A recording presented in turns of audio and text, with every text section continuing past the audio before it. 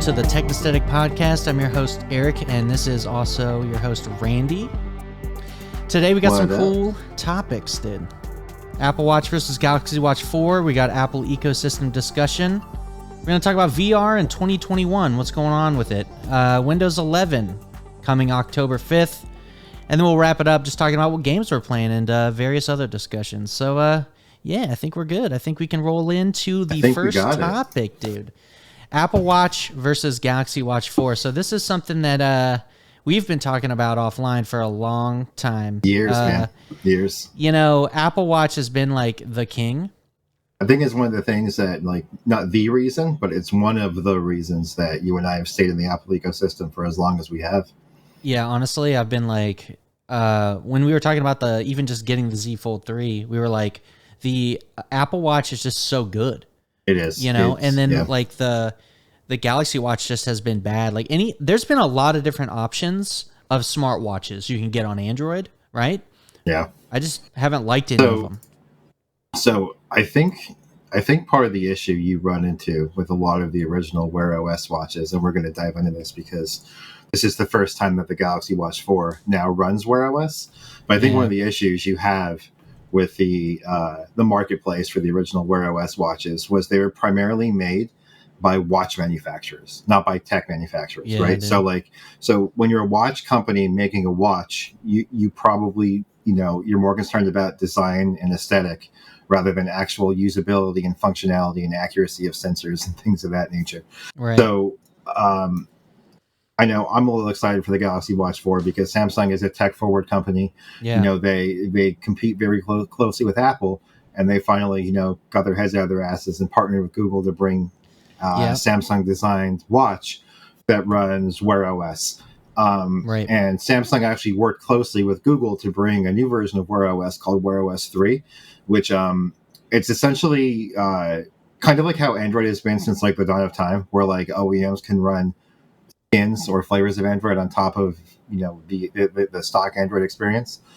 With Wear OS 3, developers will be able to kind of put their own flavor on top of Wear OS. Yeah. And so here's the thing, dude. Now. Like, you're wearing it right now, right? I am wearing it right now. So he's got the Galaxy Watch 4. Look at that, dude. Looks clean. Looks clean. I mean, it looks like the Galaxy Watch 3. It does. It does. You got the classic one, right? I did get the classic for a few reasons. One, I'm a big watch guy.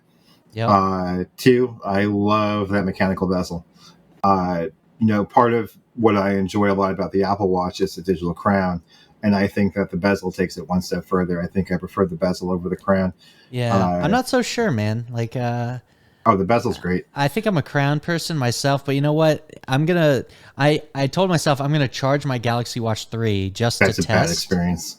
I know it's a bad experience. You can't test it on that. Well, I just want to kind of remember, like, a little bit. Like, I'm going to basically do it through the perspective of, like, the Galaxy Watch 4 is basically the Galaxy Watch 3, but way better. So I kind of tempered my expectation. Like, I know it's not great, but it wasn't bad. It just had some problems. No, I want to preface this by saying that if you're in the Samsung or Android camp and you've had a Galaxy Watch for a few years, we're not saying it's a bad product. We're saying in comparison. Yeah. If you've seen what the other camp offers, it's objectively a better device. Now, there are features here and there that you may prefer on your Galaxy Watch. Like, for example, I hated my Galaxy Watch 3. I returned it in a week, but I still preferred the rotating bezel as opposed to the digital crown. But yeah, so I'd be interested to see if you're going to pull yours out and charge it up and see what you think. Yeah. See, for me, a big plus of the digital crown is just how quickly it is to like switch between my like pinned screens. Yeah. Okay. I like how on Apple, if you pin an app, you have to like push the side button and then scroll up and down and click on the one you want. Right. Whereas with the Galaxy Watch, you kind of just rotate the bezel and then you just go through all of your it kind of like all flips your information through right there. Yeah. I do like that a lot. Over to Wear OS, and it's even more so valuable now because when like the Galaxy Watch 3 and the previous models ran Tizen, they had like 7 apps.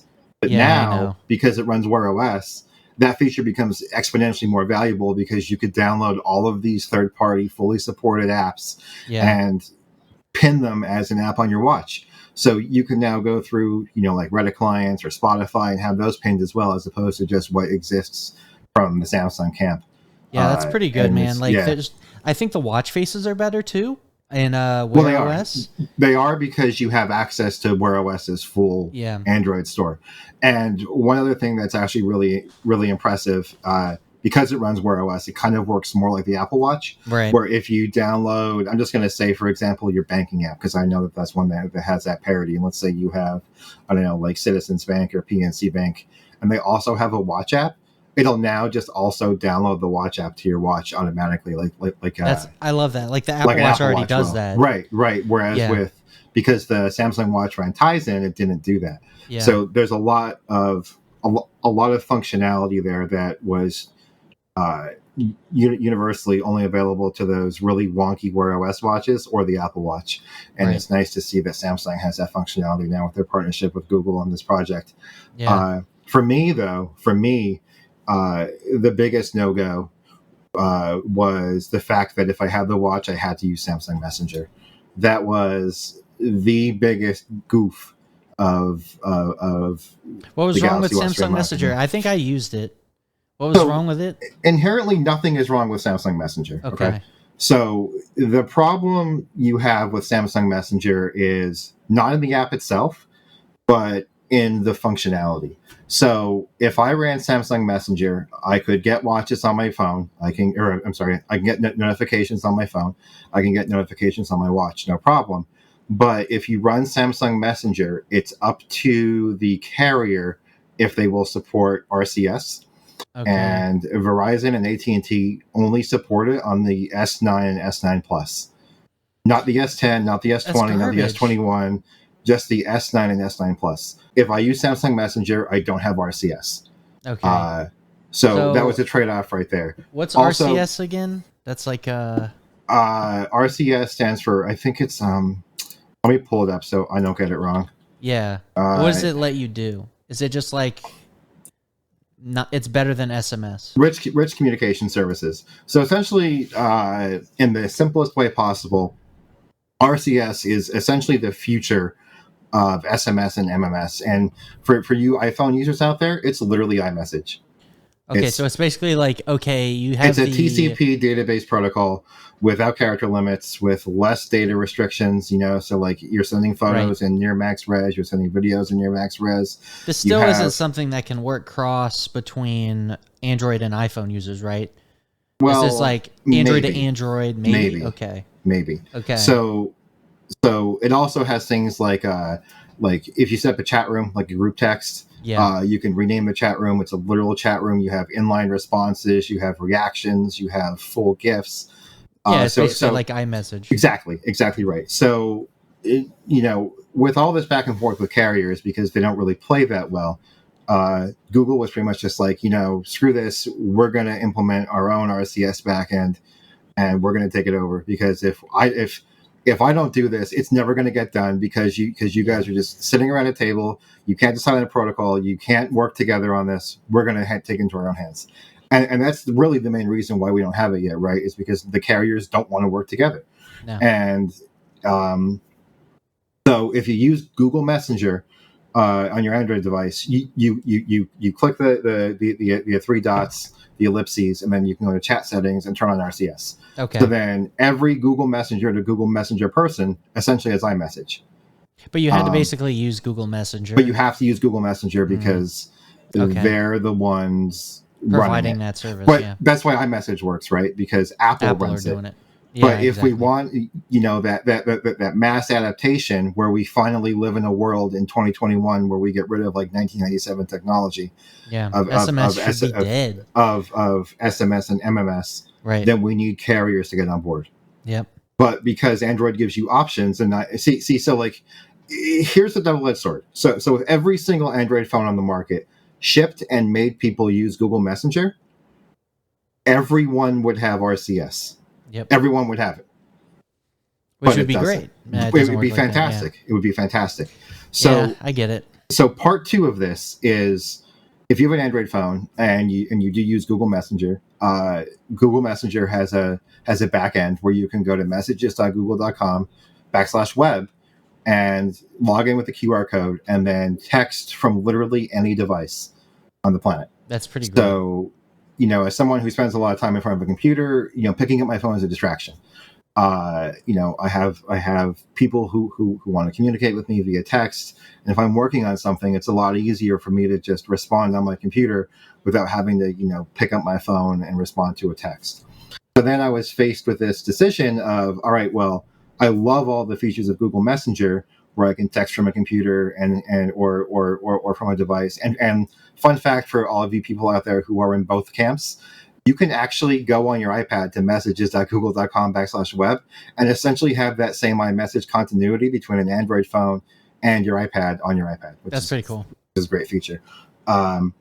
So I was faced with a difficult decision before. Do I keep my Galaxy Watch and give up RCS and text messaging from any client, or do I give up my Galaxy Watch and regain RCS and text messages from any client?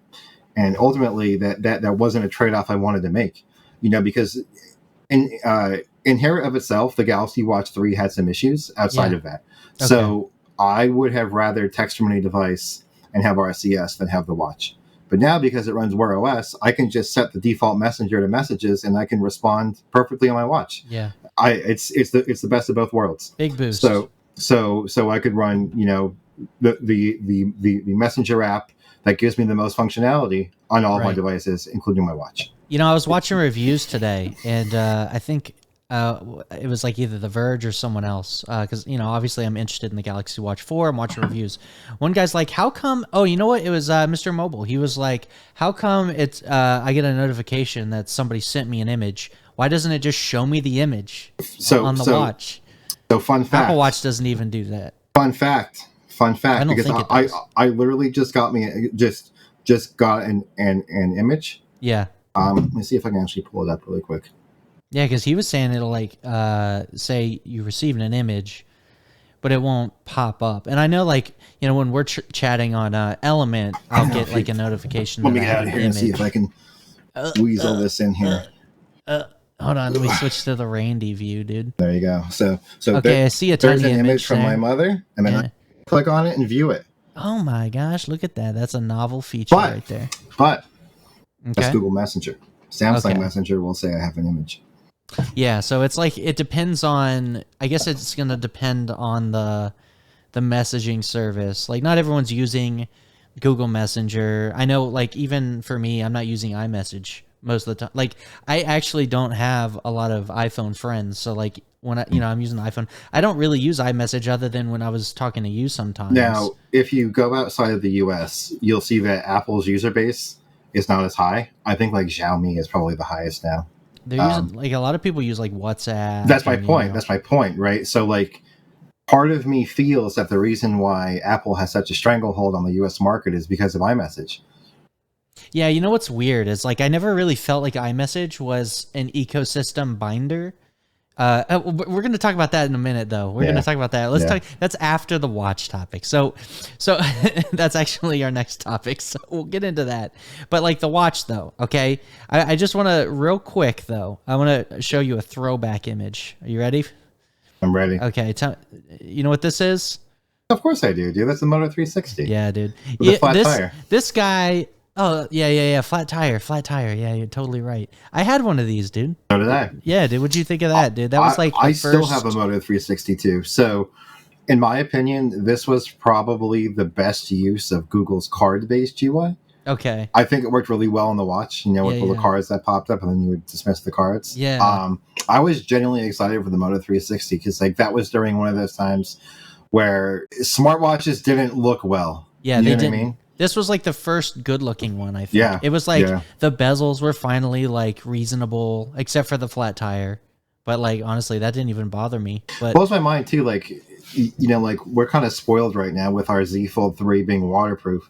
That original Moto 360 was not waterproof on a watch. Like, how do you wash your hands? Yeah, dude. Good point. I didn't even realize that.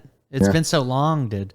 But that was like my first intro into I guess Google's, watch interface. And yeah, I mean that was a cool watch for its time, but like we're definitely way beyond that now. The new Galaxy Watch 4, I'm personally interested in it, but I just don't know if it beats the Apple Watch. So as someone that just took off their Apple Watch, slapped on a Samsung, Galaxy Watch 4. Mm-hmm. What was you're saying it doesn't beat the Apple Watch. Mm-hmm. Okay, well, like, in what way? So, I guess it doesn't beat the Apple Watch in terms of polish. Okay. So, I will tell you that the Galaxy Watch 4 is good enough that I don't miss the Apple Watch. Okay, I mean, that's a big deal. Yeah. So, you're asking... That kind of says it all, doesn't it? It does. So, you're asking what are some things that I feel the Apple Watch does better. Right. I think its fitness tracking is a little bit more motivating. With the awards and everything. With the awards and the competitions, rings. with there's like the same thing on the there's rings on here too. Yeah, but like they're I don't know what they mean. You know what I mean? Okay. And like it doesn't remind me to stand. Like as much as when I'm wearing my Apple Watch, I hate that it reminds me to stand. Yeah, but it's kind of good that it does. It's kind of good. Good. Yeah. I feel the same. I will say that I think I prefer the aesthetic of the Galaxy Watch 4 more. I prefer the bezel more. I don't think so, dude. You're talking about compared to the Apple Watch? Yeah. I don't know. I like the Apple Watch aesthetic, dude. I do too. You said it the other day. You were like, you prefer, like, you don't really care for the circle if it's a digital. Right. But I'm talking about the actual, like, available appearance? Watch faces. Oh, okay. I'll say this. The Galaxy Watch 3. Galaxy Watch. I think I like the watch faces better. I might be in the same camp. The Galaxy Watch 3 watch faces, I couldn't find a single one I liked. Not a single one that I actually liked. And like, to be fair, I'm kind of picky with my watch faces. This is the one I'm currently rocking. That's the one I was rocking on the Galaxy Watch 3. Like that's the best one that Samsung gives you is that one. Yeah. And like I was fine with that, but I never felt like that face was better than what I had on my Apple Watch. Like, I'm rocking this minimalist one right now. So here's my problem. That watch face is fine, okay? Yeah. But here is where my problem comes when I'm talking about watch faces.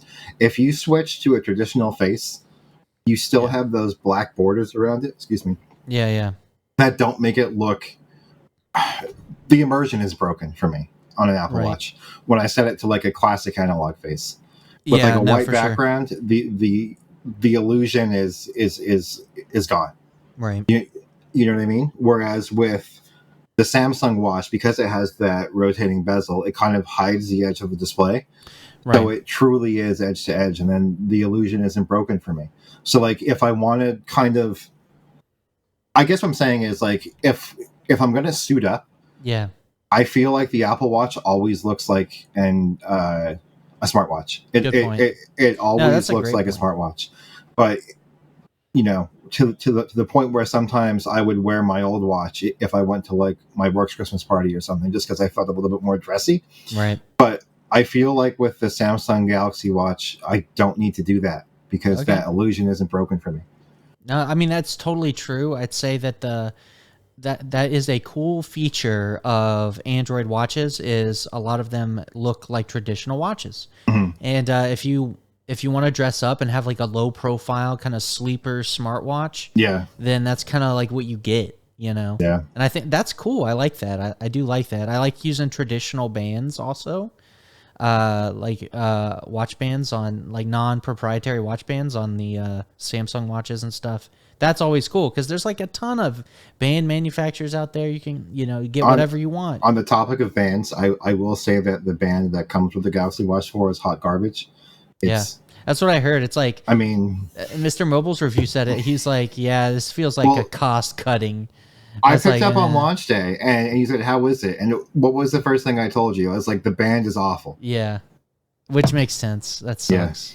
Yeah. They have it online. Can't you customize your watch and then pick a different band? Or Oh, absolutely. Yeah. But the band it ships with is junk.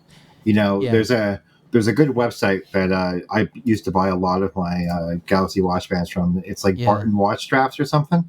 Right. It's priced right, and they work. They have the quick release lugs. So if you have a Galaxy watch and you're in the market for a new band, I would definitely check out bartonwatchbands.com. We're not sponsored or anything. No. We have like 3 viewers, but I just legitimately use that place. I think it's a good spot. So, definitely, dude. So I think the biggest thing for me is I wish Google Assistant was there today. Like, I know it's coming though, apparently. But like I don't want to use Bixby. I don't even activate Bixby on my Samsung phone. Do you? I don't either. But I hate how I can't switch the side button thing. Like if I hold it. Well, I just always use the swipe up from the bottom or the. Okay. I'm not going to say for it, Google, but the voice phrase. Yeah. So to be honest with you, I didn't even know that the side button launched Bixby. Yeah, it's like one of those, like, even on the iPhone, like if you hold it, it brings Siri up, right? Okay. So I was kind of through muscle memory just holding it down to see what would happen. By default, it's Bixby. I changed it so I don't accidentally toggle it to just go to the power menu. But that's the only options you get. Like, I'd love it if they were like allowing you to change it to like Google Now or something. I don't know if you've ever seen those videos of like the device control that Bixby has, but it's a little bit more robust than what I think you would get from Google Assistant. But I don't really have a use for that, right? Like, yeah, I think that they kind of do like Apple, where they have like Bixby shortcuts and stuff now. They do have Bixby shortcuts, but like you can get pretty advanced with Bixby. I think I saw a video a while ago. I think MKBHD did one where you can say like, the slogan, open notes and write a note all in like one saying, right? Or like. I don't know, man. I kind of feel like with voice assistants, like it's kind of like streaming, like video streaming services. There's too many of them. Yeah. And like I only doesn't need to be. Yeah, I'm just done with like any new ones. Like I don't need a new voice assistant. We already have like some excellent ones to pick from. I doubt another player is going to come in and just like actually shake that up. Like Google's already like your best like web-based one. I really like Siri, believe it or not. And then Alexa is kind of like so, but it did work. Does in my opinion, and like this is coming from someone who loves Apple products, I've always thought nothing was even close to Google Assistant in terms of just contextual responses and being actually useful. Yeah, it's definitely I think it's the smartest out of all of them. Just like you were saying, contextual response and everything like that, being able to integrate with the web and get like the responses you want. It's just the best. I think I like the privacy approach that Apple has with Siri, and Siri's always been reliable for me. So it's a trade-off though, right? Like the more privacy you have, obviously the less access it has to knowledge. 100%. Okay. But I never really ask my assistant anything though. Yeah. So like I'm like, give me a reminder, set a calendar appointment, turn on the lights. That's what. To that point. You missing Google Assistant on the watch. Is that something you use often? No, but if I do on my Apple Watch, I do use the voice assistant. Well, right now I use it quite a bit for my smart home, but that's going to change if I were to lose it. I would just put a HomePod in this room, and then I could do the same thing on a HomePod. Right. And it would do whatever I need to do with the smart home stuff, right? That was a big reason I went to iPhone, is to get HomeKit and have. Isn't there some software coming out that's going to unify all this home stuff? I was looking up today if there was some sort of bridge, and there really isn't. With an M. Matter Protocol, it's called. Okay, I haven't heard about it. So it's delayed until 2022. And it's the open source smart home protocol. So it's on a device. It's a protocol that's designed to unify Alexa, Google Home, and HomeKit into one platform across all devices. Okay, so I'm interested. It's called Matter with a capital M. That's the actual name. I'll look into it because I want something that could bridge. I already have some things that bridge the devices together, but like not much. So I'm not like too upset about losing. HomeKit Apple's support. Actually on board with Matter. Like they're actively backing it, so it has a lot of promise. I mean, yeah, I mean, I'm definitely interested in anything that can bridge the smart home systems. Mm-hmm. Obviously, you have all these competing products, right?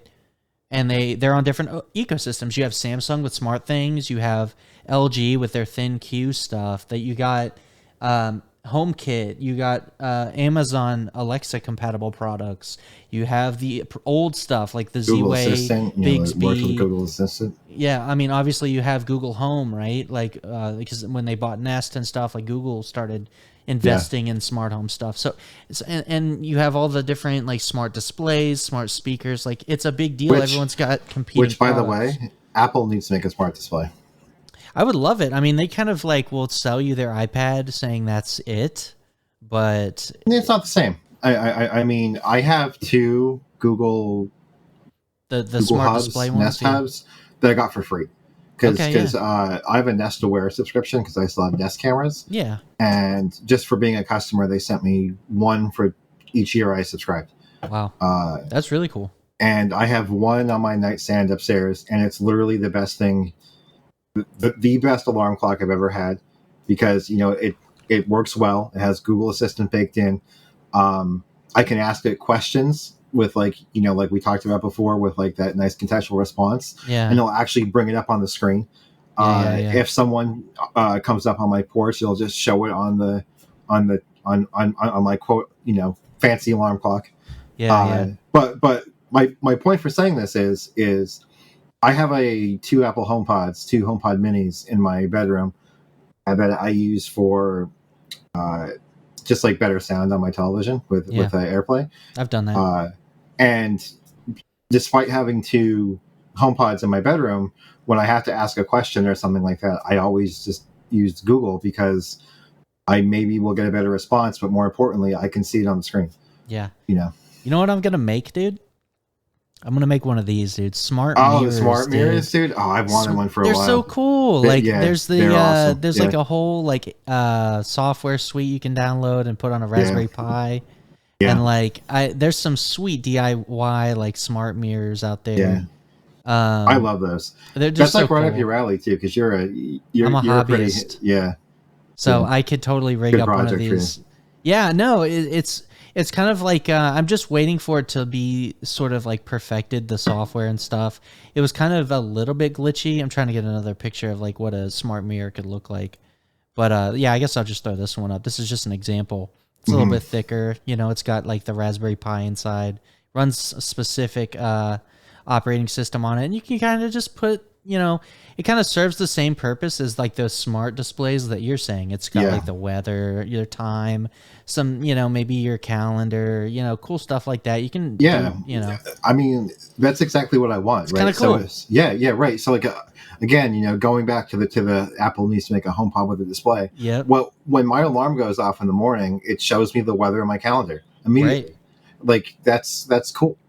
That's cool. I just love that. I do love like little displays like that. It would be cool if Apple made one. They probably won't, just because of their iPad and stuff like that. They'll just be like, get an iPad with the stand, dude. Be happy. Yeah. Anything to say? Wrapping up the Galaxy Watch discussion though. I will say that I was a little bit excited for the 5 nanometer processor in the Galaxy Watch. But the battery life is about what you would expect from any smartwatch in 2021. Yeah. If you use it with always on display and you're a pretty heavy user like I am, expect to charge it every night like I charge my Apple Watch every night. Don't expect the 2 to 3 days that Samsung advertises. Yeah. Maybe you can get that if you turn off always on display and like don't turn on heart rate tracking and stuff. But I got to use it. Android. What is it called? Android Wear, right? Like, it's Wear OS 3. Wear OS 3. So it's obviously a lot more robust than what you had on Tizen. The robusto, dude. And I feel like, that's kind of where your extra, I guess power budget went. Yeah. Was just to make it more capable, maybe more stable, hopefully. Yeah. I think with time, once the software gets optimized and stuff, hopefully we get some battery life improvements, because I mean, we're already really small on these chips, dude. Like, and you don't want to get a thicker battery in there. You don't want a thick boy watch. No. It's already kind of weightier stainless steel. So, but yeah, hopefully, they say it was like 2-day battery life, right? Yeah, but expect one if you use it. Like I said, just expect to charge it every night. So one thing I will say, give me two more things and then we'll move on. Go ahead. So the actual body mass tracking on here that sends I'm gonna sound not smart when I speak to this because I don't really know a whole lot about health, as you can tell. But I have seen reviews of people who are a little bit more health savvy than I am say that the Samsung Watch is actually really accurate compared to other trackers that do the same thing that are more purpose driven. But the Samsung Watch has a new feature where it'll measure kind of like if you're familiar with BMI, like body mass index. But that's not really accurate, right? Like no one likes BMI. Even doctors don't like BMI because if you're a really muscular person, just because of your weight to height ratio, it'll say you're obese, even though you could have less than 10% body fat. So essentially what this new measurement does is you basically put two fingers on the buttons and it sends an electrical current through your body, kind of like how an ECG works, but maybe a little bit different. Again, not an expert on this. But essentially the theory is that muscles hold more water content than fat. So based off of, given variables that you set, albeit your height and your weight, then dependent on the strength and time of the signal the watch receives back determines your muscle to fat content. Because if you have more muscle, then the signal is going to be stronger and travel faster because it's going to travel slower through fat. So that's kind of how this works. And based off of that, they can tell your composition of how much of your body makeup is skeletal structure, fat, and weight. Or I'm sorry, fat and muscle. And people who are smarter than I am on the topic say it actually works pretty well. So I think that's a pretty neat feature. I mean, if it works well, I have a scale that does that. It's like a Wi-Fi enabled scale. So I'd be interested to compare the two. Yeah, so pretty much the same thing. Yeah. Pretty much the same technology, except it's on your wrist. I think that's useful. A useful stat. Personally. I will say the sleep tracking on the Galaxy Watch 4 is leagues ahead of what Apple has released for sleep tracking. If you have an Apple Watch and you're interested in sleep tracking, there's a third-party app that I would probably recommend you get because the built-in one does not work that well. Real quick, dude, why do I need to be using sleep tracking?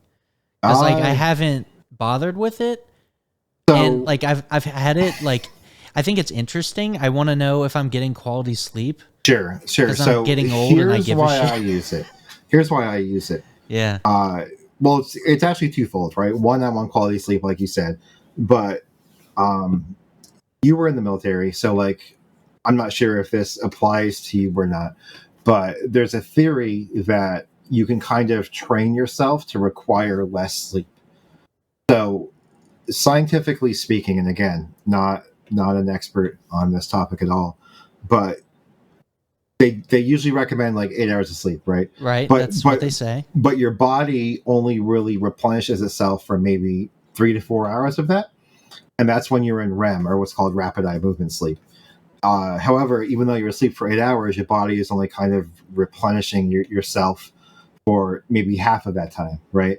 Wow. So the theory is that a sleep tracker will tell you how much of your time is in REM sleep, how much is in, awake time, and how much is in not REM sleep.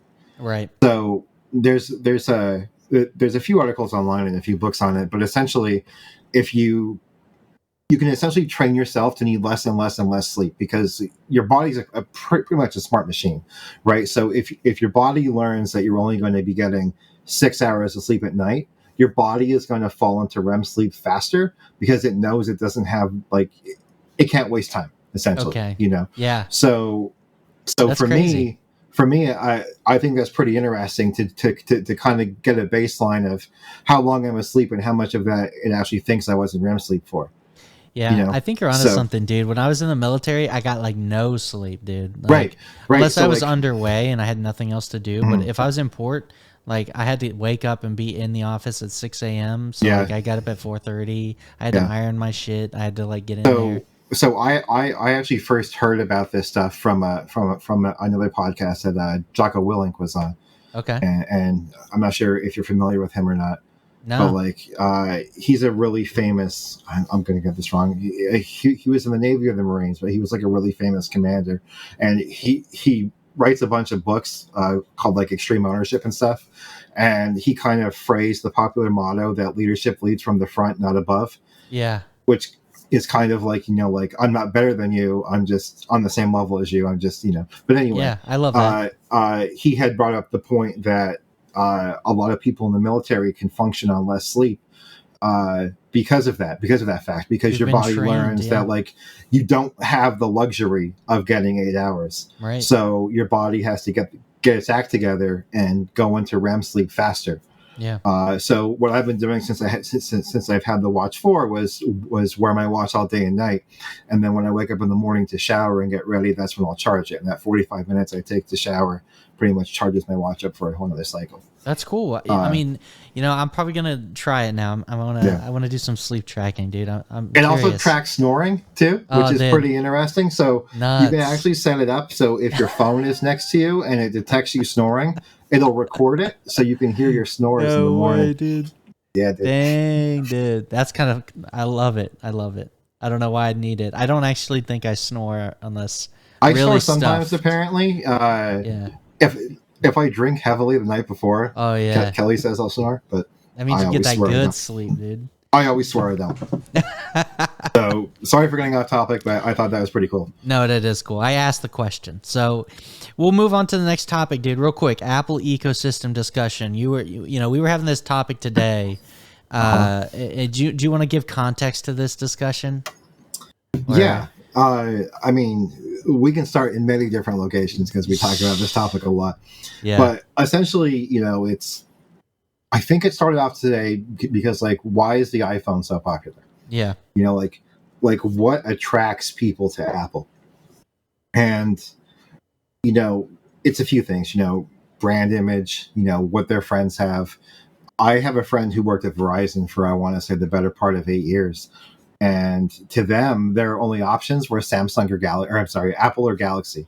Yep. They didn't know that Google made Android. They didn't know Android was a thing. There was just 2 phone options to them. Right. And they wanted the ones their friends have. And, when you have that mentality, more people will buy that product because let's be honest, like, the majority of society aren't tech savvy people. They are consumption people. They want a device that will allow them to text their friends the best. Right. They going back to my friend at Verizon, he would come home and tell me stories about, like, customers he had, and, like, people would come in and say, well, I want the phone that has the best Facebook. Like, that's a feature to people. That's what people want. Yeah. Oh, right. Like, it sounds bizarre, but, like, that's what people want. Yeah. So okay. Yeah. So makes sense. And then now we're going to go back, back to the beginning of smartphones, and let's be real. Like, we're talking iPhone 3GS, iPhone 4, iPhone 4S, iPhone 5 days. Yeah. Android phones couldn't hold a candle to iPhone in terms of camera performance back then. Yeah. Now it's a different story. But back then, that was a huge draw for a lot of people. Honestly, not just to me, not even just back then, like, not even just camera performance, like performance in general. Yeah, like, I felt like Android phones fucking sucked for a long time. Yeah. Like, I had like a Droid or whatever, like, way back. I had, like, my first iPhone was the iPhone 4, and, like, it was just so much better than anything in the Android space at the time. Like, Android phones were basically ubiquitous for bad battery life. Like, they just sucked. Yeah, back then. So I was pure Apple from the first up until I think the 4S. Yeah. Or the 4, and then the Motorola Atrix came out, the world's first dual-core phone with a fingerprint scanner. Nice. And I had to get it. Okay. The camera was awful. The camera was terrible. I'm not gonna fool you. The camera was bad. So now these seeds are planted. Okay. So now you have a generation that pretty much grew up on iPhone because the Android alternative wasn't really what people wanted at the time. There were people who obviously loved Android, but there were people who loved Android for AOSP, Android Open Source Project. Right. There were people who wanted Android because it simply wasn't Apple. There were people who wanted Android because it was cheaper. There were people who wanted Android because there were different device options. Yep. But like largely, customization. Android was kind of, for better or worse, viewed as the cheaper alternative. Right. And like when you're growing up, in your teens and your early 20s and stuff, you don't want to be the person with the cheap Android phone. You wanted to have an iPhone like all of your friends. So now you have this society again of largely not tech enthusiasts who have used the iPhone their entire life, don't care about functionality, don't care about features, and they want to remain in an ecosystem that they're familiar with. Right. And a really good example today is we have Hurricane Ida coming through here. We're kind of up north, but like we're still getting like residual rainfall. Same today, yeah, for us. And she went out to take some videos of like the river and stuff, and she tried to send them to me.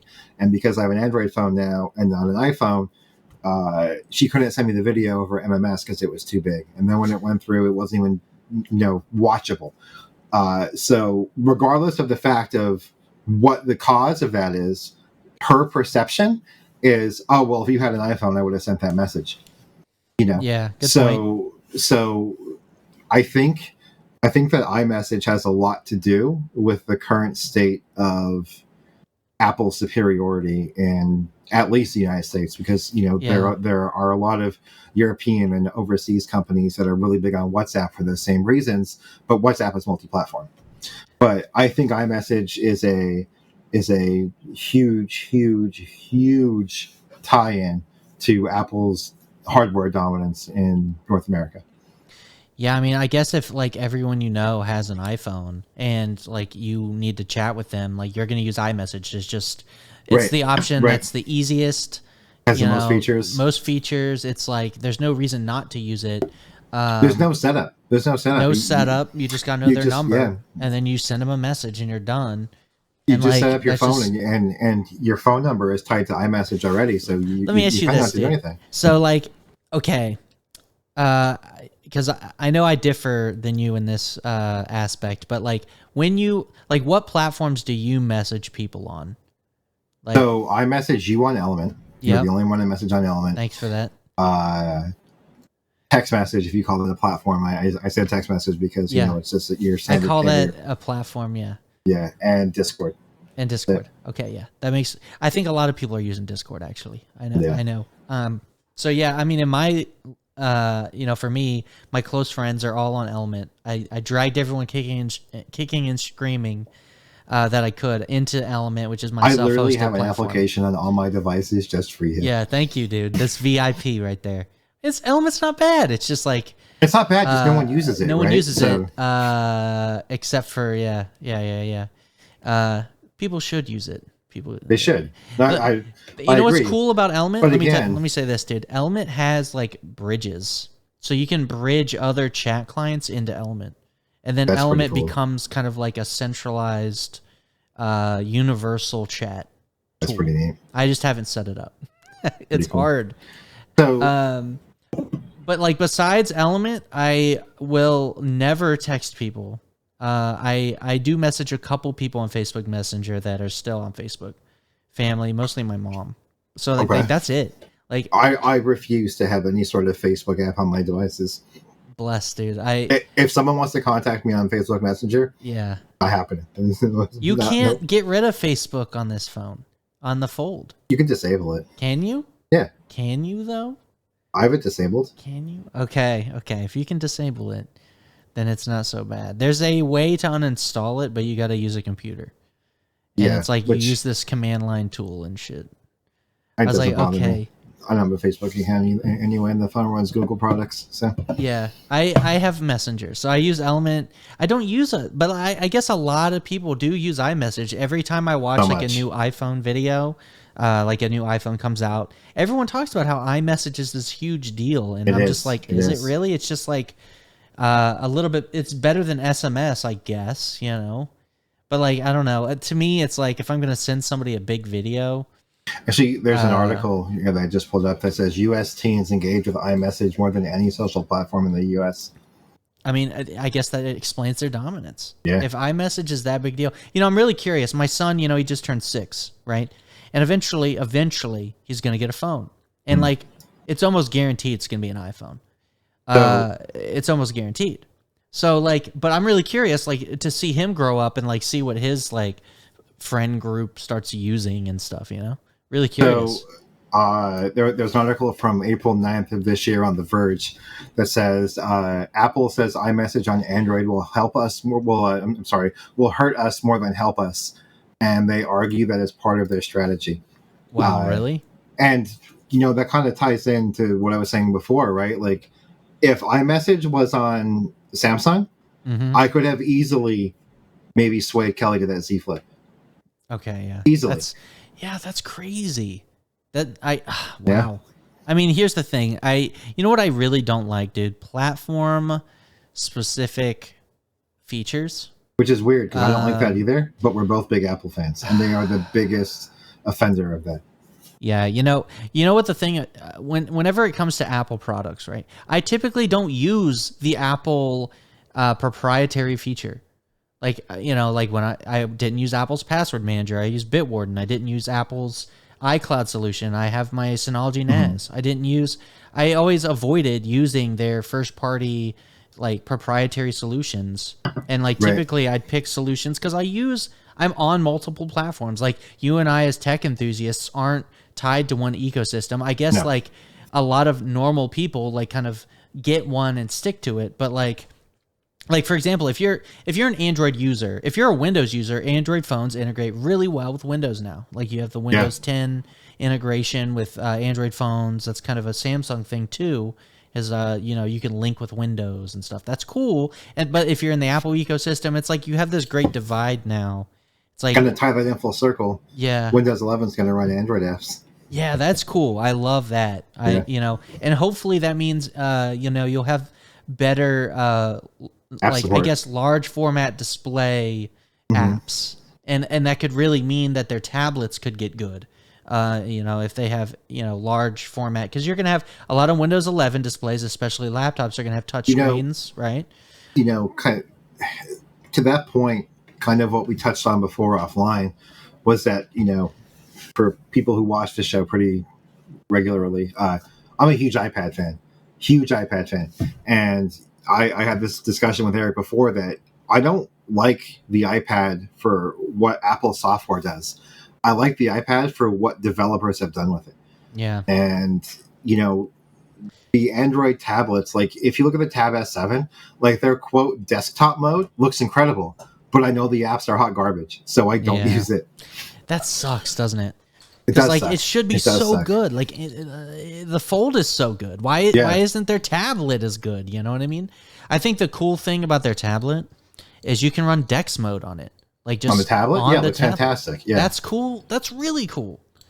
So it should, like, Android tablets should be good. The apps just aren't good. And I don't know if I should blame Google for that. Maybe they need to make it easier because, Apple, the way they have their development tools set up, it's just like they basically are like, bitch, develop iPad specific apps and make them like to this level.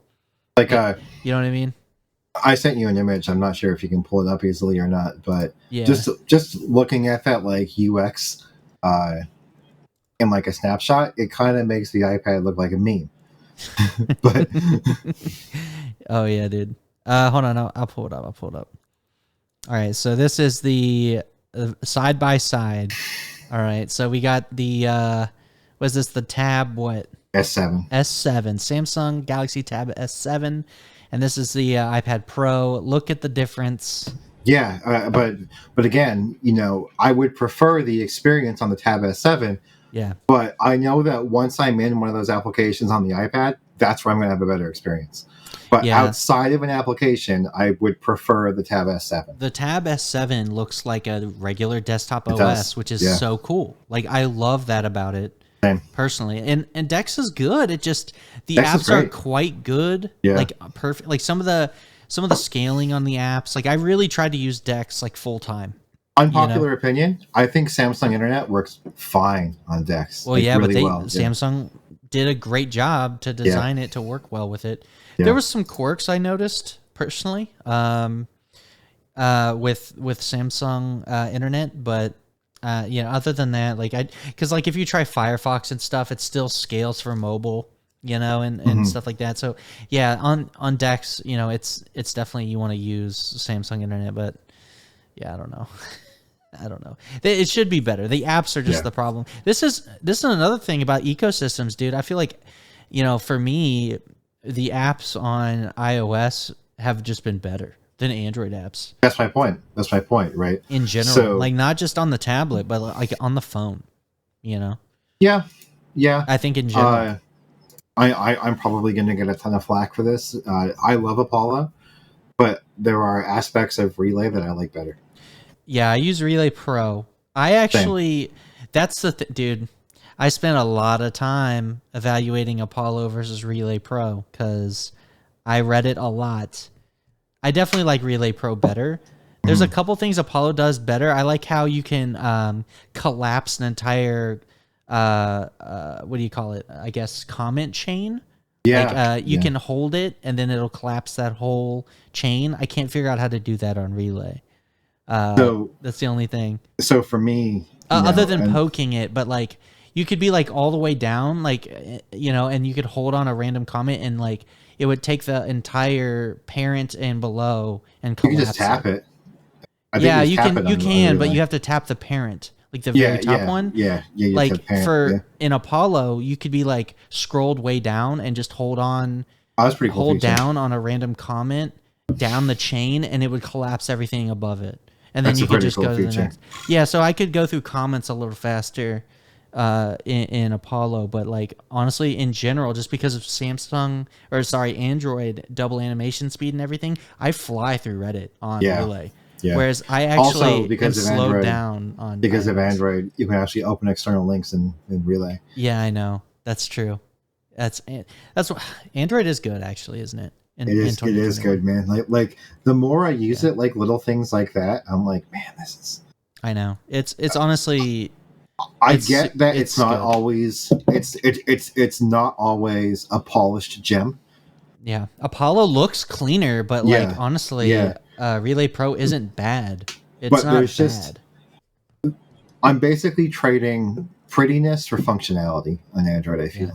I'm so glad that, like, we talked about Windows 11, dude. I'm so glad it runs Android apps. Have you ever ran a Reddit app from the Windows Store? No. Why would I? So I have RES on computer. I always feel like I pull off my desk like random shit. This is a Do you still have one of those? Yeah, dude. This is a Surface. This isn't a Surface Pro. This is a Surface 3. And, it's, let me see if it turns on. I had it plugged in, believe it or not, because I was playing around with it. But, yeah, this is a Surface 3. There it is, dude. Surface. There it is. So, and I had the little, type cover for it. But, like, this thing runs, they made ones that only ran Windows Store apps. This has x86 on it, so it's from full Windows 10.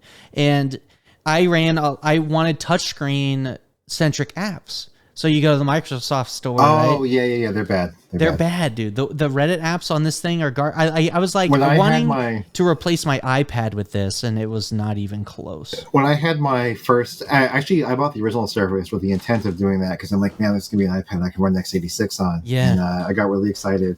Yeah, and then I even got the Surface Book, and I think I disconnected the screen maybe 8 times. And then once the novelty wore off, I just used it as a laptop. It's just not good enough. Like, I hope Windows 11 they have a very touch-centric UI. I have a Surface Book for work. I had a Surface Book 2 and a Surface Book 3. Yeah. Do you know how many times I disconnected the screen on those? I don't know. Once, and it was on accident because I pushed the button. No, I love the idea of it, right? Fantastic idea. Amazing idea. But again, it comes back to what we talked about originally. Yeah. There's just no application for it. No. Dude, how come nobody's making the perfect device with the perfect software to go with it, dude? Like the Surface Book, dude. Like the Surface Book 2. We're pretty close, dude. We're pretty close, dude. We are close. But honestly, the software, and that's the closest I think anything's ever been to the perfect device. Has been the most versatile, the Z Fold 3, like the most versatile, like multi-tool device that's just like kick-ass, does everything right. I'm with you there, man. Like if you're looking for that device, I'm not going to sit here and say that this is as polished as this. I'm not going to say that, but I'm going to tell you that if you want a device that does everything, yeah, this is the closest we've ever come. yeah. So like, I just have a picture of the Surface Book. Dude, it looks so promising, right? This thing looks like it could be like a super awesome tool. It had a pen. I bought the pen. You can flip the screen around. I have the dial. Oh, you have the dial? I do. Do you still have it? I do still have it. Do you use it? Do you have it plugged in? No, of course not. Why not? It'd be an awesome volume dial, dude. Dude, that'd be the nicest volume dial ever, dude. Actually, you have one built into your keyboard, though, don't you? No, I'm actually using the. I don't know if you guys can see it. Oh yeah, you built this one. Yeah. I have a JDS Labs Atom 2. Okay. And I'd argue that's a nicer volume knob. Oh, what? Okay. Yeah, I'm looking for a nice volume knob, dude. Yeah. I really want like a... Element 2. Back when I had the... back when I was rocking my non-custom mechanical boy, I was, I had like it's like the Corsair K70, and it was like... I had the volume wheel thingy on it, so that thing was pretty clutch. Hold on, you're sending me a link, dude. Hold on, let me pull it up, dude. So this is your volume wheel right here?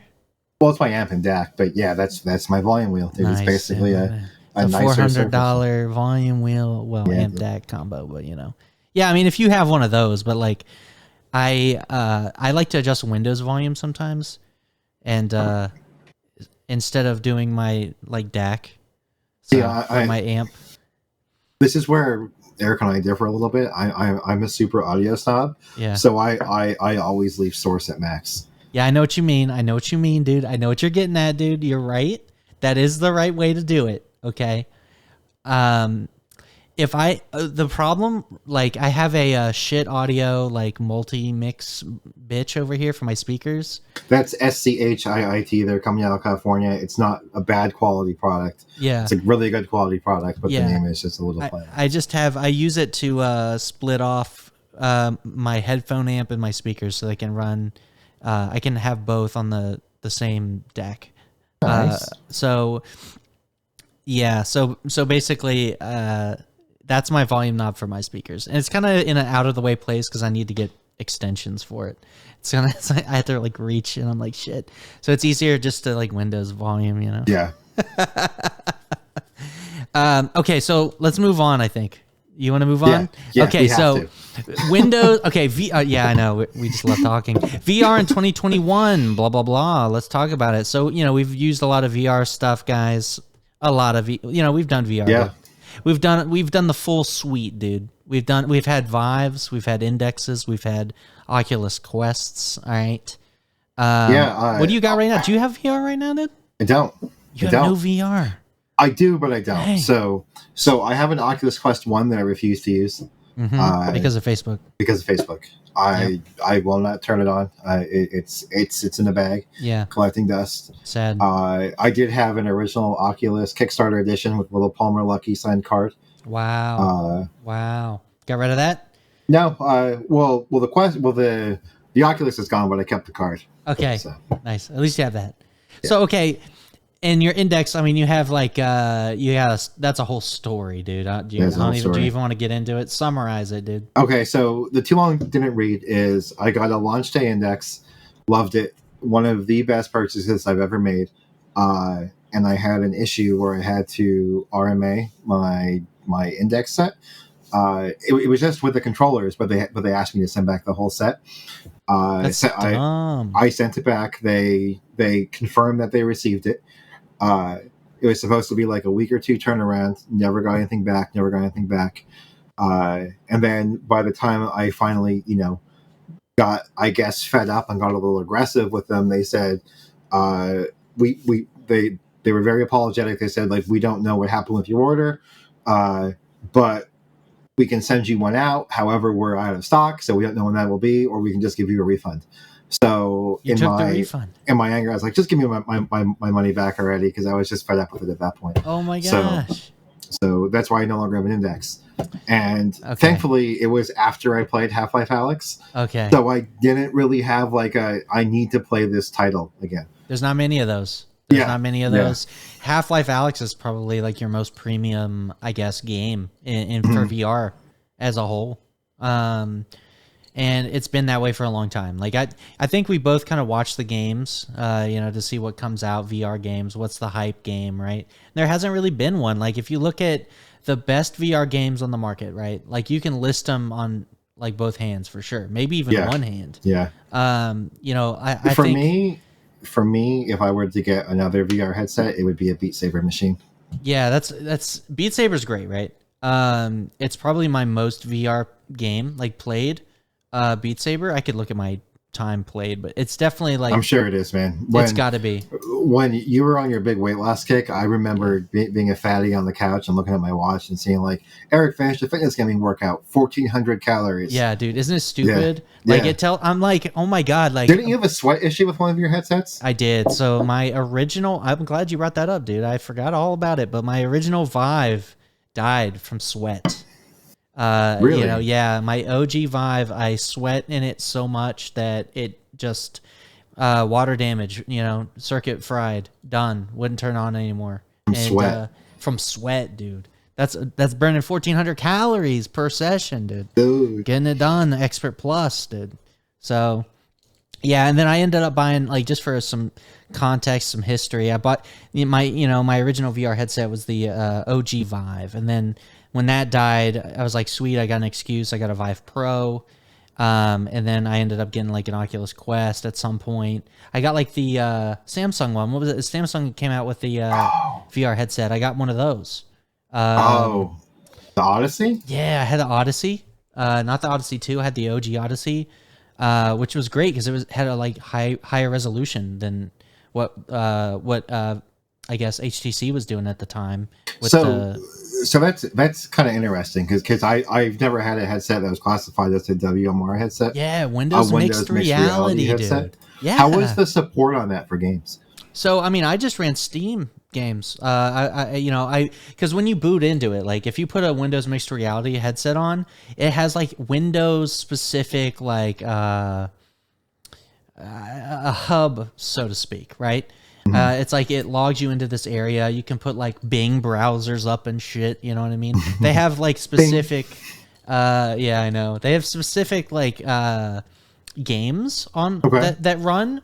I think Minecraft is the only one that I give a shit about, right? Like you can play Minecraft in Windows mixed reality, and it's actually like their best thing. It's just like the only thing I cared about, right? So, but other than that, I just ran Steam VR, and it worked fine. Yeah, it was weird because you could like you'd be in your Steam VR, but then you could back out to like the Windows Home thing. Okay. So it was like kind of a tiered thing, but it wasn't a problem. Actually, the controllers and stuff were fine. Like it just felt like using, I guess. Now, could you have used other controllers? Like, let's say you had your index and your light has to set up. Could you have used your index controllers with? People have done that. Yeah. Okay. I think that's a definitive yes. People have used like a different headset and then used like Vive controllers or whatever at the time. So, but like I was just using the Windows mixed reality controllers, which, to be fair, the tracking was subpar. It was definitely not that great. It was good enough. Like for me, I bought it for Elite Dangerous, which I was using a HOTAS controller anyway, right? Like. Joystick and throttle. I didn't really care about the controllers. Like I tried to play Beat Saber with it. It's not that good. Tracking's just not good enough on Windows mixed reality. But I mean, it was cheap at the time. I kind of noticed that with the Oculus Rift 2. Yeah. So that kind of used the inside-out tracking. So for context, I did have an Oculus Rift 2 for I think like a week. Okay. And the only reason I returned it was twofold. One, my index shipped, and two, if you probably wouldn't notice it unless you play Beat Saber on like Expert Plus. Yeah. I feel like on Expert Plus, it's just not accurate enough. No, you're right. If you're playing Expert Plus, some Expert songs are really fast. Yeah.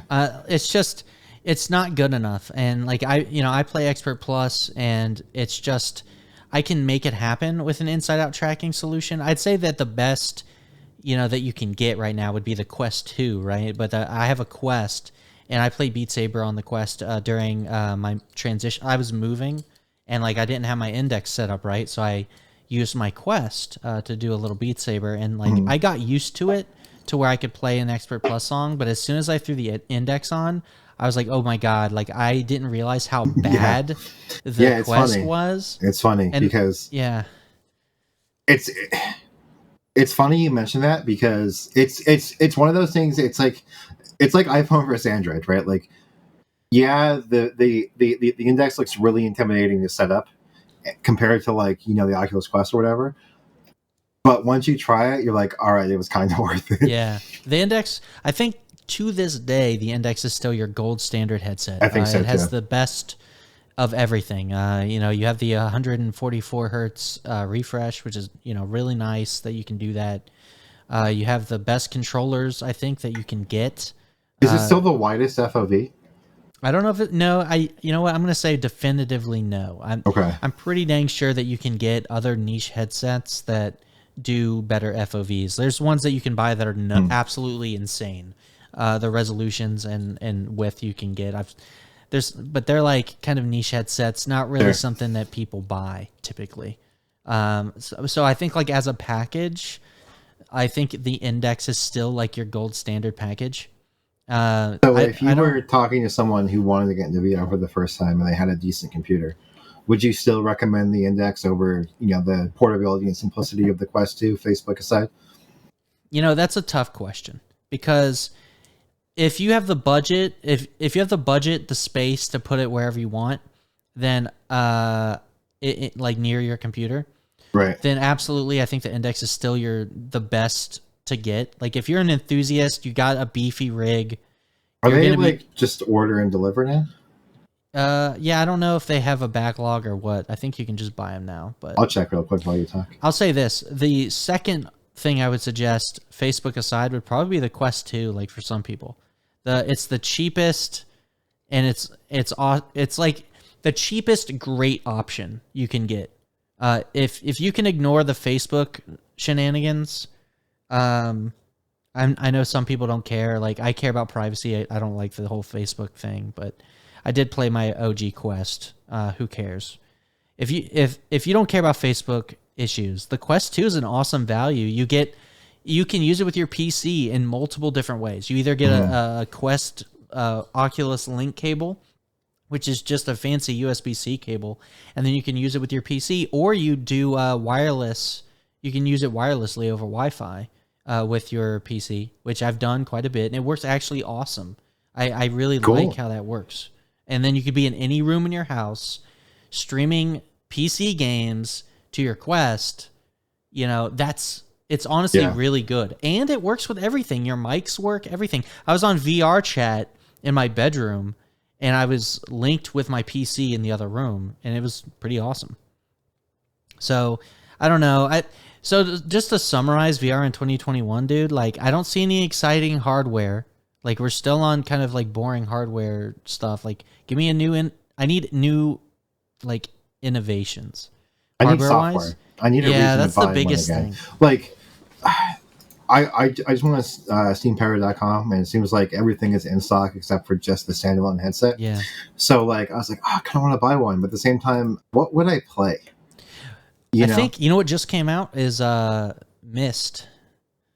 You seen that game? Have you played Myst? Like the original Myst? The OG Myst. Dude, I played crazy amounts of OG. So OG they just came out with like a remaster, like a remake, basically. And it has VR support. But yeah, Myst, it looks really cool. I just bought it. I'm gonna try it in VR, but I mean, you bought it? Yeah, I bought it because like a little story, dude. Like back in the day, when I was like a wee little kid, with a twinkle in his eye, and I was looking at my dad play computer games, and he'd always play Myst, and I'd be fascinated with like. This was before I had my PC, and like I didn't know anything about PC games. My exposure to PC games was him playing Myst, Descent 2, and other DOS titles, and I just loved it. So my dad always played like The Beast Within, Phantasmagoria, Seventh Guest. Nice, dude. Phantasmagoria. That's awesome. Yeah. Amanda got me into that. I had no idea what that was. Dude, it's fantastic. She has the discs. So fantastic. Yeah. Is pretty good. But yeah. So VR, I don't know. Hopefully it keeps going, dude. I heard Apple's going to do something in VR or AR or both. We'll see. Yeah. We'll see. Yeah. Let's run through the next topic real quick, dude. Windows 11, dude. Coming October 5th. How do you feel? Like it's not ready. I mean, I've been running the beta. Right? The Windows 11 Insider. Yeah. I don't know. I feel like the HDR is no better. There's still some things I feel half-baked. I think it's a step forward from Windows 10, but it's drastically different in terms of design and layout. Yeah. I think that it's going to be a pretty polarizing for a lot of its users. Yeah, it's probably definitely not going to be ready. I want to play with auto HDR, dude. That sounds so cool. I want to see if it's good. So it's a feature that the Xbox Series consoles have had since launch. Is it good? It works very well on the Xbox. It works very well on the Xbox, dude. If it's dude, I can't wait. Then I love that. The support in WoW is really good too. Oh, wow. So I will say that if you use screen grab on any of those games, prepare for a overblown screenshot. Yeah. So sucks. just something to keep in mind if you're someone who plays a lot of competitive games and you want to take a screenshot or whatever. Your screenshot's not going to come out anywhere near what you think it's going to be. You know what? Let me ask you this though, because Windows 10 game bar screenshots, I wonder if they can compensate, dude. I mean, now I could try it. I'm curious because you know how it has. I can't right now though because G-Sync is buggy on Windows 11. Yeah, dude. So yeah, because I use OBS quite a bit. When we were playing Sea of Thieves the other day, I had OBS recording the gameplay, and because I'm playing in HDR, it's super washed out. So I have to go in and grade the footage to fix it after the fact. But it's a recording. But yeah, I'm really curious about auto HDR, dude. I want it to be good. I want to see it. I like it. And HDR, honestly, that's the biggest feature I care about so far in Windows 11. I want to see what HDR get good. Granted, you and I are probably on the best displays for it too. Yeah, 100%. I think that honestly, there aren't any good HDR displays really that aren't that are affordable that a lot of people have. Most people that have displays are in the sub $400 display category, and I don't think there are any displays sub $400 that have good HDR. No. Not even close. I don't even know why there's an HDR 400 certification. Yeah, it's so dumb. I have a shitty TV in my bedroom. It's a TCL 4K Amazon special. It's $300, right? It's 55-inch 4K TV, and it supports HDR, dude. So I have my Apple TV, and I plug it in. I'm all right, HDR. It looks like complete washed out trash if I'm not using SDR. If I use HDR, it looks like garbage. And that's just what happens when you don't have peak brightness. You don't have if you don't have dynamic range on your display, HDR pretty much is useless. It's junk. Yeah, doesn't do anything. So yeah, I don't know, man. But yeah, Windows 11, dude. HDR is still a niche feature, especially at the desktop. But I really do look forward to it because HDR. It's weird too because the buddies I was playing Sea of Thieves with, they don't have top of the line monitors or televisions and stuff. And when I had mentioned that Sea of Thieves has auto HDR and some of these older titles have auto HDR on them on the Xbox, right? One of their responses was, "I think gaming in HDR is terrible," and it's not that gaming in HDR is terrible; it's the display they're using it on is terrible. Shit, dude. And that's my point though, right? It's when you market things as HDR television and it's HDR 400, that just ruins the HDR experience to them. It's hurting the brand. Yeah. It's hurting the It pisses me off so much, dude, because out of all the TV technologies, the two biggest ones that come out of the last 10 years, dude, variable refresh rate and fucking HDR, in my opinion, are fantastic. Fantastic when you have displays that use them, and it's just unbelievable. Like those are like it's not a gimmick. You know, remember when 3D TVs were a thing? Gimmick, dude. Like cool gimmick though. Yeah, like, it's like this is not a gimmick. So I really want to see HDR like gaming become more of a norm, dude. Yeah. So I don't know. It's just like if you have an opportunity, if you're a viewer, you haven't seen HDR display and like actual true to form, like you really deserve to see like a proper HDR experience. Like I always say, dude, the first time I was playing Call of Duty Black Ops or whatever, and I got flashbanged with 1,000 nits peak brightness. That was it, dude. Oh, that's on the PG-27 UQ. Yeah, it was, dude. Amanda's got that display right now. Asus has great product names, by the way. Yeah, God, I know, dude. But we still remember them somehow. Yeah. But yeah, the UQ, dude, like 1,000 nits peak brightness, flashbang, getting hit with that 1,000 nits out of nowhere, dude. It's like real life getting flashbanged. It's great. It really is blinding. I think they toned it down for the newest Call of Duty. I got flashbanged in that one, and it wasn't quite 1,000 nits. They were like, we're not gonna blast you, but anyway, Windows 11 coming October 5th. It's probably not going to be worth for you to upgrade. Expect more coverage on that. Yeah. What's the Wednesday after the 5th? I don't know. 6th. What's happening then? Oh, is that real? What? We may not have an episode that day. Okay. We'll talk about that. Yeah. But yeah, I mean, Windows 11, I'm looking forward to it, but I don't know if I'll install it until I get everyone's first impressions. And I'm on the wild side, dude. Put it in. Give us your thoughts. Yeah, we'll see. I might put it in. I might dual boot. I don't know. We'll see. All right, last segment. What games are we playing? Let's go. What are you playing, Randy? So I've been playing a lot of Sea of Thieves lately, actually. I noticed because we played the other day. Great game. It's a great game. Sea of Thieves, you know what's funny? Is like, it wasn't always a great game. It wasn't. At launch, it was a bad game. You say it's better now, huh? It was a lacking content game. Like part of what makes Sea of Thieves so fun is you log in to do X, okay? Like say you want to log in to do X.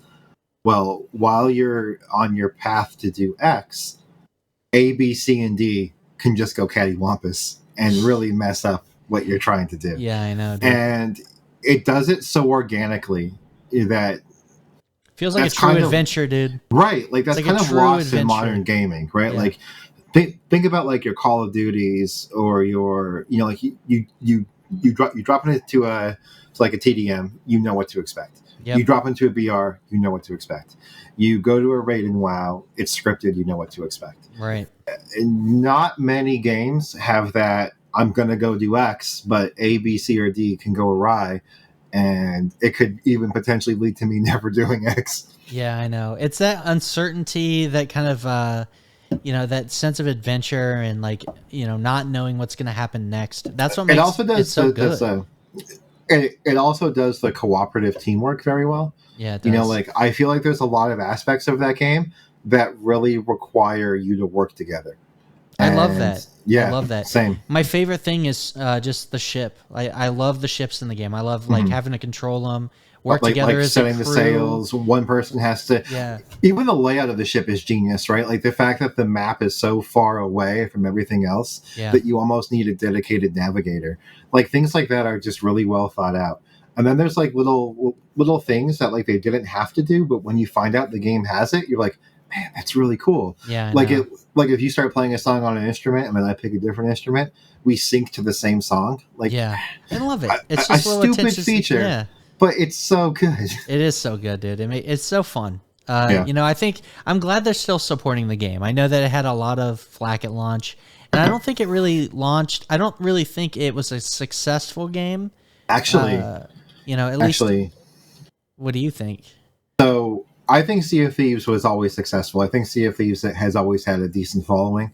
I follow Sea of Thieves on the subreddit since it came out, just because I was interested in the game prior to launch. Right. But we didn't really have great pirate games. No, it's a totally unique experience. Yeah. Sea of Thieves in June of 2021, so just 2 months ago, counted 4.8 million players. Wow. Yeah. I mean, it helps that it's cross-platform between PC and Xbox. And the article is, Sea of Thieves is doing something a lot of online games are reluctant to do. Give hard numbers. Yeah, that's amazing. I mean, that's great. You know, Sea of Thieves is one of those games I'm really glad they're still supporting because I want to see more games like it. Yeah. It's just like a unique genre of game. I love the cooperative elements of it. Even solo slooping, it's love so the fun. The art style in that game is chef's kiss. It really is. Yeah, HDR is pretty cool in the game too. It's like the beautiful. It's like when it's dark, dude. It's fucking dark on a proper television. Yeah, on a proper display. Like on the LG, it's like so dark. I'm like, oh my god, I can't see a thing. But that's just how it is at night. But it's immersive. It's immersive, and then during the day, it looks proper. It looks beautiful, and like, I don't know. I just think it's really awesome. It's a great game, dude. It really is. It really is, dude. We should play it more. What I do play tonight? We could play tonight. I don't think I'm doing anything else. But like what I've been playing, I guess I could talk about. Yeah, let's hear it. So, you know, I think I know where you're going with this. Yeah, so I've been playing Dark Souls, the remaster, and have you on PC? Yeah, on PC. Have you played Dark Souls games or I've any played Soulsborne? I've played them. Yeah. Okay.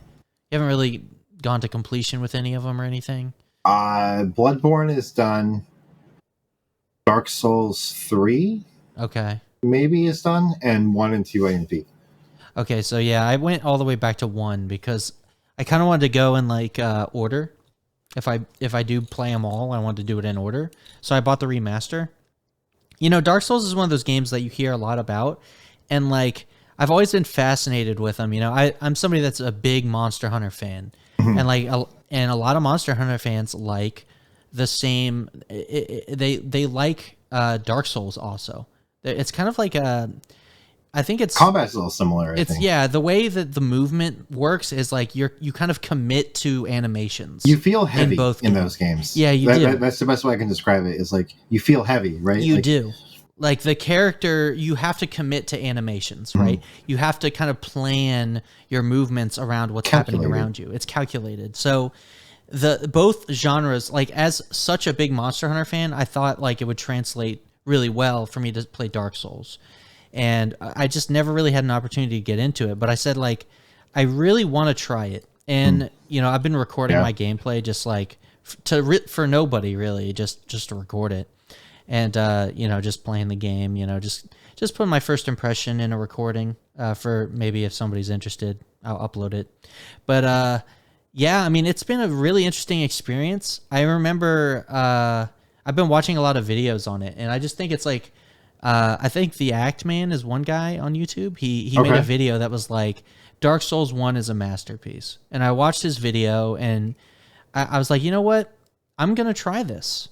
So how far are you through Dark Souls 1? Let me tell you how many hours I got in the game. Just how many bosses have you killed? Because I think a lot of people who play Dark Souls, like that's a good metric is...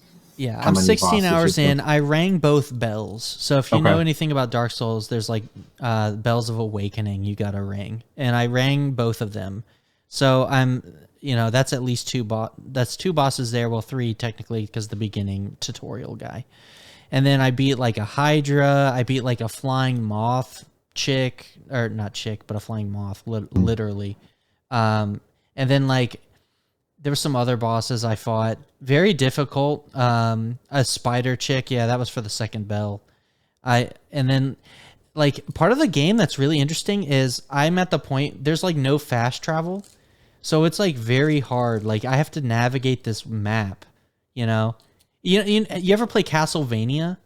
Oh, of course. It reminds me of that. You know how, like, you're learning the map? Castlevanias or, like, Symphony of the Night Castlevania? Symphony of the Night, I guess, is what I'm thinking of. Or Metroid or something. Okay. Like, you know how the maps you kind of, like, navigate? You're like, okay, I can't go here yet, but you keep it in the back of your mind. And then the castle flips upside down. Yeah, oh yeah. Symphony of the Night.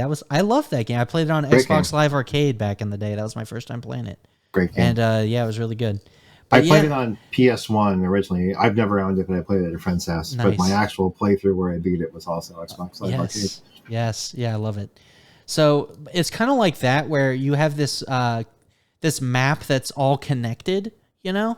Dark Souls is like that. I love that about the game.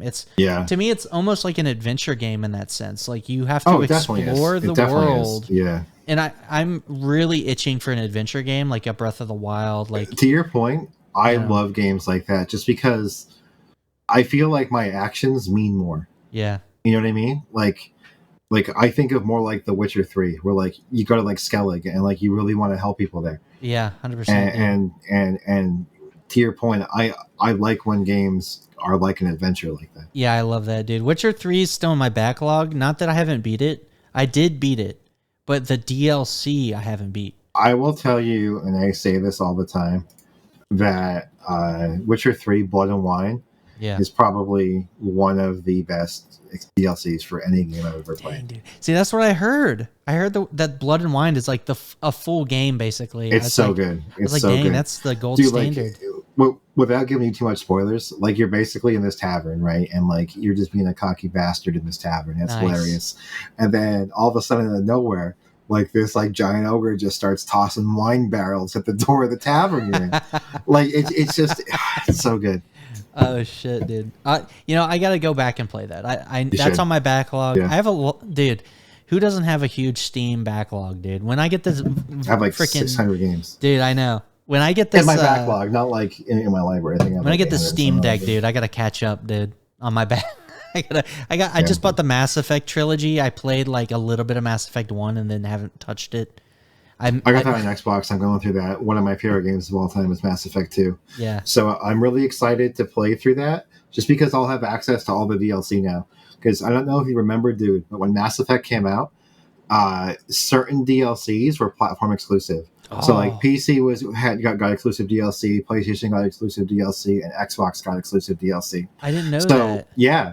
So this Legendary Edition is more than just like a remaster. It's literally the first time you could play all of the DLC on one platform. That's insane. Yeah, I know Amanda's playing through it. She, I think she's on Mass Effect 3 now.